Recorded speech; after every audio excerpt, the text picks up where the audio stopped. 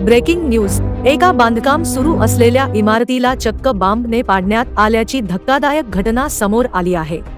महानगरच्या अधिकाऱ्यांना लाच म्हणून 10 लाखाची मागणी पूर्ण केल्यामुळे चक्क पूर्ण इमारत बॉम्बच्या सहाय्याने ब्लास्ट करण्याची घटना घडली आहे। ही घटना मध्य प्रदेशातील इंदौर शहरात घडली।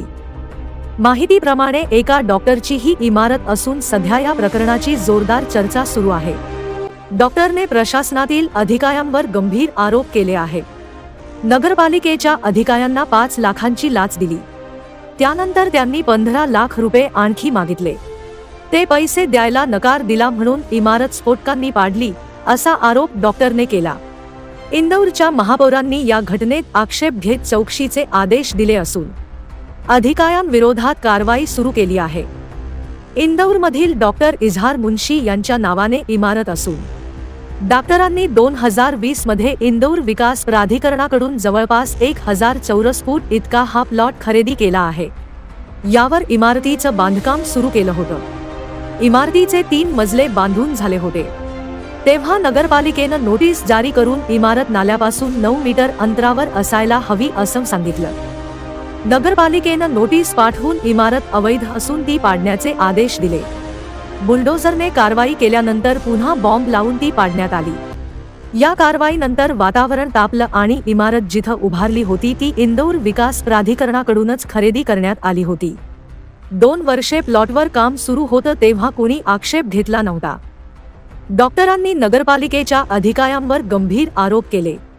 महानगरपालिकेच्या अधिकाऱ्यांकडून 5 लाखाची लाच मागण्यात आली, त्याचे पैसेही दिले होते, पण पुन्हा 15 लाखांची मागणी केली गेली। ही रक्कम द्यायला नकार दिला तेव्हा इमारत अवैध असल्याची नोटीस पाठवली।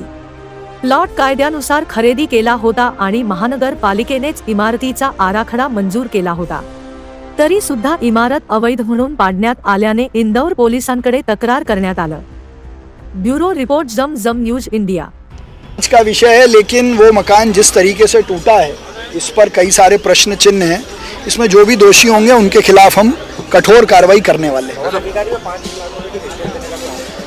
मैंने मकान मालिक को कहा है कि वो लिखित में इसकी शिकायत मुझे करें, जो तथ्य उनके पास हैं वो दें, उस पर हम ज़रूर जांच भी करेंगे और उसको जांच अधिकारियों को रेफ़र भी करेंगे।